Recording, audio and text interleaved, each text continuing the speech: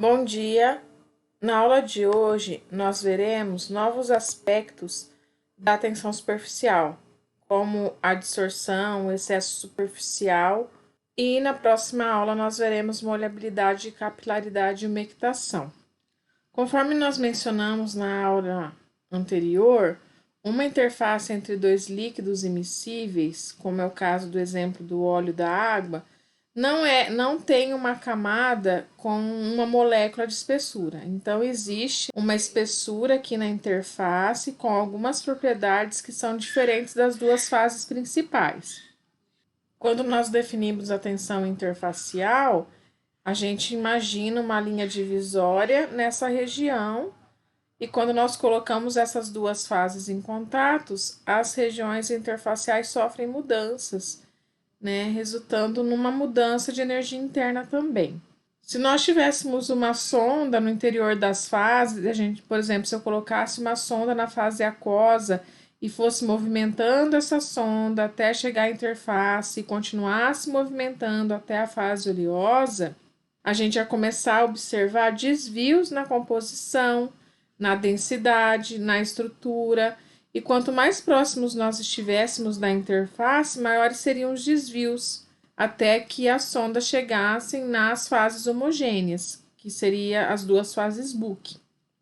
Então, existe uma camada aqui de transição na interface, e a espessura dessa camada vai depender das interfaces que estão em contato e também de outros fatores.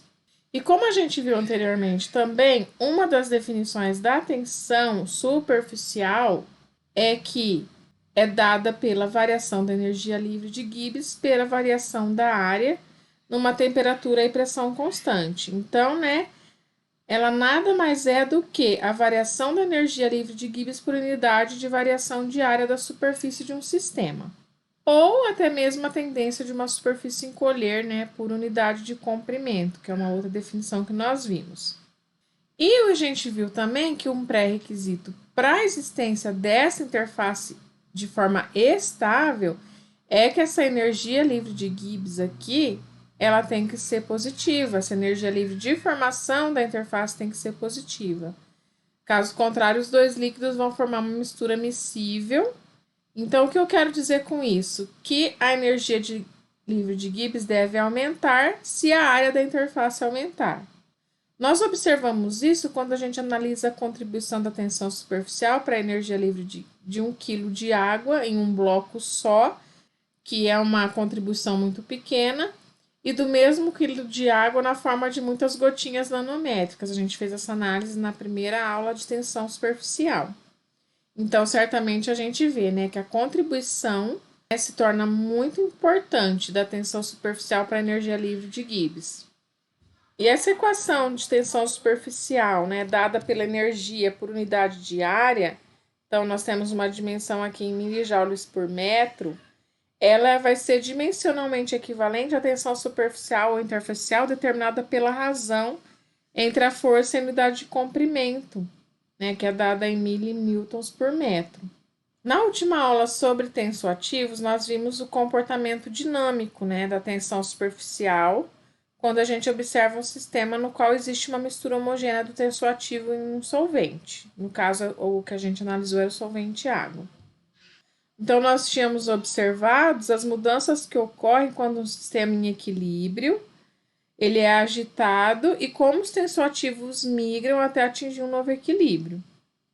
Esse fenômeno no qual os tensoativos migram para a superfície, a gente chama de um fenômeno de adsorção de surfactante, tanto na superfície quanto numa interface, como nas superfícies aqui do recipiente, a gente chama de adsorção.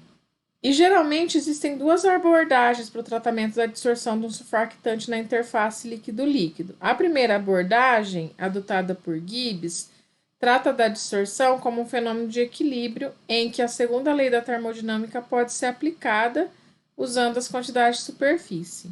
A segunda abordagem, conhecida como abordagem da equação de estado, trata o filme de surfactante como uma camada bidimensional com uma pressão superficial que pode ser relacionada ao excesso de superfície, que é uma quantidade de surfactante absorvido por unidade de área. Então, nós vamos estudar um pouco desse fenômeno da adsorção de superfície. Para estudar o fenômeno da adsorção de surfactante, existe uma isoterma, que é a isoterma de adsorção de Gibbs.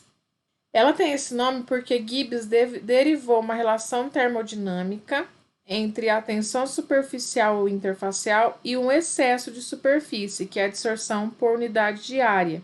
O ponto de partida dessa equação é a equação de Gibbs do Rehm, dada aqui pela equação 1, onde a variação da energia livre de Gibbs é igual a menos a entropia, vezes a variação da temperatura, mais a área, vezes a variação da tensão superficial, mais o somatório do número de mols de cada componente, vezes a variação do potencial químico de cada um dos componentes. Se nós considerarmos a temperatura constante e o equilíbrio, onde a taxa de adsorção ela é igual à taxa de distorção, a nossa variação de energia livre vai ser zero e o ΔT vai ser zero. Isolando d gama, nós chegamos nessa equação. D gama é menos a somatória do produto dos números de mols vezes os potenciais químicos de cada componente pela área, o que é igual a essa segunda parte da direita da equação, onde a relação do número de mols pela área é o Gi, que é esse símbolo aqui, que é o chamado excesso superficial. Então, isso aqui seria uma forma geral da isoterma de adsorção de Gibbs. A variação da tensão superficial é igual a menos a somatória do Gi vezes o potencial químico de cada elemento. O caso mais simples dessa isoterma é um sistema de dois componentes, né, em que o soluto que a gente coloca o índice 2 é um componente tensoativo, né, que é o adsorvido na superfície de um solvente, que é representado pelo índice 1. Nesse caso, essa equação aqui pode ser reescrita e apresentada aqui na equação 3. Né? Então, o somatório a gente já coloca aqui, passou o sinal negativo para o lado esquerdo, e a gente tem aqui a somatória dos componentes vezes os seus potenciais químicos. Eu coloquei a equação novamente aqui. Então, essa letra G, ela representa o número de mols do componente 1 e o número de mols do componente 2. Então, se a gente pensar no componente 1 como solvente e no componente 2 como soluto, que é o nosso caso, o G do solvente vai ser igual a zero, já que o G é a adsorção em relação ao solvente. Então, a adsorção do solvente em relação ao solvente é zero. E a adsorção do soluto em relação ao solvente vai ser o Gi2. Então, nós vamos chegar nessa equação número 4. Então, que o Gi vai ficar Gi de 1 em 2. E a partir disso aqui, né, então nós temos que a variação da tensão superficial vai ser função do potencial químico. E o potencial químico, por sua vez, ele está relacionado à quantidade de soluto que nós temos na fase líquida. Então, nós temos aqui a atividade de soluto na fase líquida. Então, seria o potencial padrão mais a constante do gás vezes a temperatura, vezes a variação aqui com ln da atividade. Ou então, né, a variação do potencial químico do surfactante é igual a RT vezes a variação do ln da atividade do surfactante na solução. Essa atividade do surfactante na solução, ela é igual à concentração do surfactante vezes a fugacidade, ou a fração molar vezes a fugacidade. Então, quando eu isolo a variação aqui da tensão superficial, eu tenho que ela vai ser igual o Gi de 1 em 2 vezes RT dln de A2. E se eu isolo aqui o Gi de 1 e 2, eu tenho que é igual a menos 1 sobre RT vezes a variação da tensão superficial com a atividade, com ln da atividade. Se a gente pensar em soluções diluídas, o que acontece? A nossa fugacidade é igual a 1. Então, a nossa atividade se iguala à concentração. A atividade, né, do surfactante se iguala à concentração do surfactante. Essa aproximação é válida uma vez que a maioria dos surfactantes tem baixa concentração micelar crítica a distorção será completa logo abaixo, né, desse valor de concentração micelar crítica atingida. Então, por que isso aqui é legal, essa equação número 8? Ela nos dá um meio de estimar a distorção relativa do surfactante, que é o nosso soluto, na superfície, medindo apenas a inclinação da curva da tensão superficial como função do logaritmo natural da atividade. E como que isso é feito? Então, lembra do exoterma da distorção de Gibbs? A equação da exoterma, então a gente consegue representar a exoterma dessa maneira. Quando a gente faz o estudo da variação da tensão superficial de uma determinada mistura, né, com a concentração de determinado surfactante, a gente observa então que a tensão superficial vai diminuindo com o incremento da adição de surfactante, até que atinge um ponto que é a nossa concentração micelar crítica, no qual a tensão superficial atinge o valor mínimo. Então, independente do incremento da adição de mais surfactante, essa tensão superficial não muda. Então, ela vai variar linearmente com o logaritmo da concentração nas proximidades de saturação da superfície. Quando ela estiver saturada, a tensão não deve mais variar. Então, o gráfico de tensão superficial em função do logaritmo da concentração deve se assemelhar com isso. Então, a gente tem aqui uma outra curva. Por que essa curva mudou de forma? Então, isso aqui seria algo ideal. Isso aqui é geralmente o que a gente encontra experimentalmente. Para concentrações menores aqui, a tensão superficial tende a convergir para a tensão superficial do solvente puro. É natural que essa convergência seja assintótica. Portanto, um experimento, quando a gente faz experimentalmente a medida da variação da tensão superficial em várias concentrações, a gente encontra geralmente esse comportamento. Nas proximidades da concentração micelar crítica, a tensão superficial diminui com a concentração na taxa de menos RT vezes o Γ. E o Γ é o número dessas moléculas em excesso na superfície, em relação ao seio da solução, por unidade de área. Então, quando a gente tem, por exemplo, um surfactante pouco solúvel, o que vai acontecer? As moléculas do surfactante vão se concentrar muito mais preferencialmente na superfície.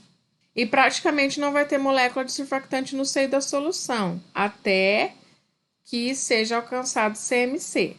Então, portanto, o Γ, que é o nosso excesso superficial, é simplesmente a densidade superficial de surfactante. É o número de surfactante por unidade de área. Então, muitas vezes é possível, né? É trivial a gente calcular a área ocupada por cada molécula de surfactante na superfície, usando dados experimentais desse tipo. Aqui nós temos dados reais, tá? Tirei do livro do Goodwin. Nesse caso aqui, o surfactante ele é o brometo de hexadesil trimetilamônio, que é o C16-Tab. Esse surfactante consiste numa cadeia linear alifática de 16 carbonos e tem o grupo quaternário de amônio como grupo terminal na extremidade. Esse grupo terminal iônico ele vai carregar uma carga positiva e ele é fortemente solvatado. Então, a longa cadeia alifática ela é transportada para a solução em água, devido a essa solvatação forte dessa cabeça polar deste surfactante. Só para relembrar, os surfactantes eles são moléculas que têm uma estrutura química que torna particularmente favorável que eles residam nas interfaces. Então, por isso que eles chamam, né, tensoativos, surfactantes. E eles são moléculas que estão frequentemente como componentes de sistemas coloidais. Então, por exemplo, nos produtos que vocês vão desenvolver, muito provavelmente na formulação tem que haver um surfactante. Pode ser sintetizado ou de ocorrência natural.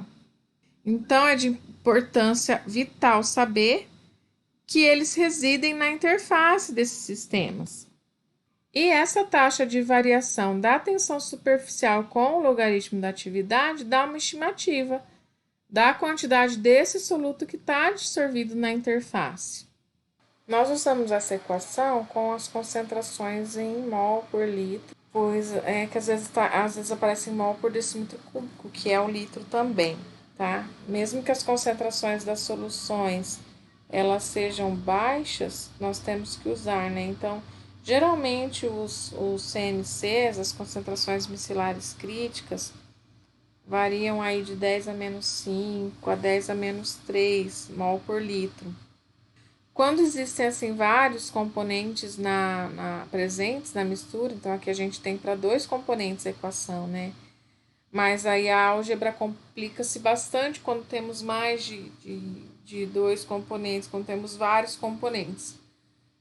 Existe um livro que é o livro do Everett, que é essa referência aqui de 1988, que trata essas expressões mais claramente, expressões mais complicadas para sistemas de mais componentes.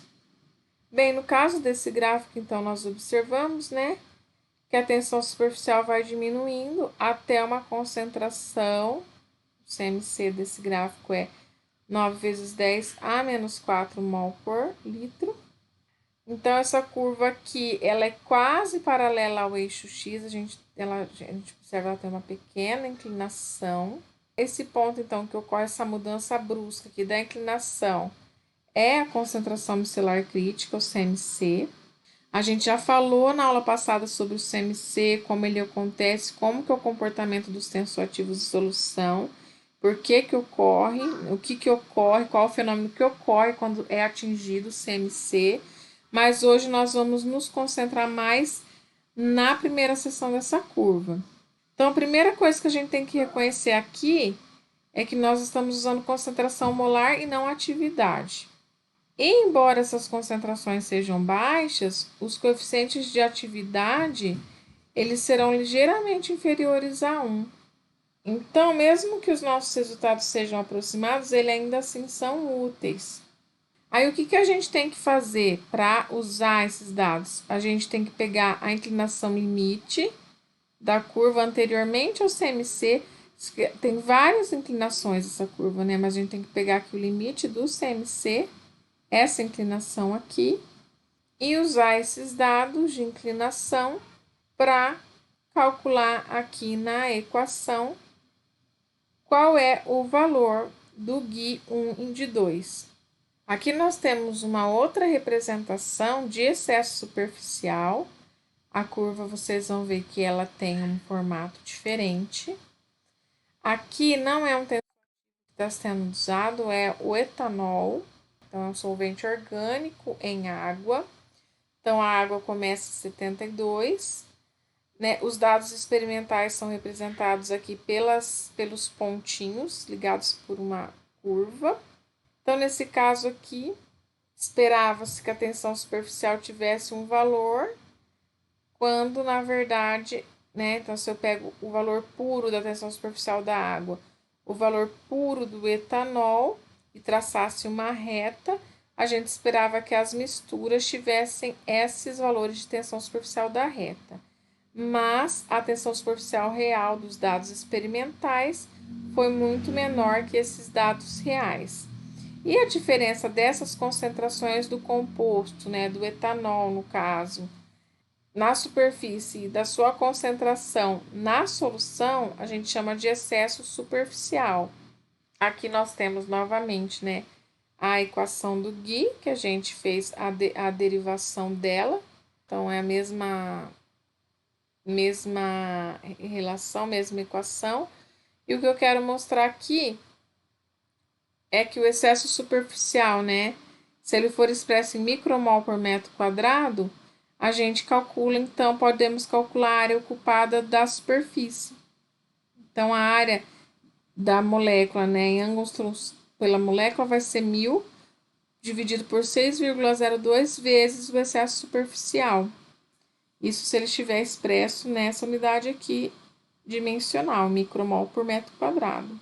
Então, aqui a gente consegue definir qual que é a área ocupada da superfície. Então, qual que é o tamanho, né, que essa molécula está ocupando na superfície. Lembra que nós falamos na outra aula que dependendo do tamanho da molécula, ela vai influenciar mais ou menos na diminuição da tensão superficial. Nós falamos sobre a carga, a influência da carga da molécula. Nós falamos um pouco também das cadeias hidrocarbonadas, né, que podem ter ramificações, que podem se enraizar quando é o caso de uma micela. E agora a gente vai resolver um exercício tentando implementar isso que a gente viu agora na aula, o uso dessas equações para resolver um exercício.